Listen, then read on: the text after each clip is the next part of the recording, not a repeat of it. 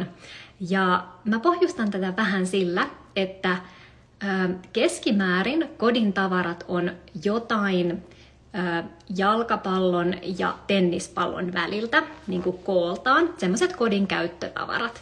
Ja mä otin esimerkiksi, että se keskimääräinen tavarakoko olisi tämmöinen suurin piirtein litran kokoinen tavara.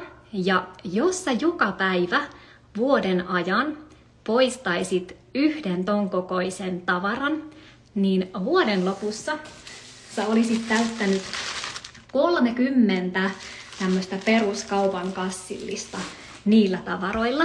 Ja se taas tarkoittaa 1-2 perusauton, sanotaan Toyota Corollan, Polossa on aika pieni takakontti, Ford Fiestan tai Focusen, ihan tämmöistä perus, ei minkään maastoauton, niin takakontillista, 1-2 takakontillista tavaraa vuoden aikana, niin se on aika mieletön määrä.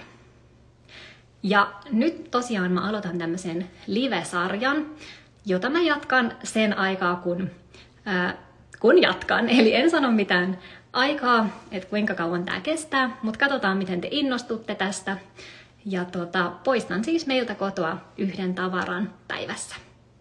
Ja tää ensimmäinen poisto on nyt pojan tämmöiset pieneksi jääneet tennarit.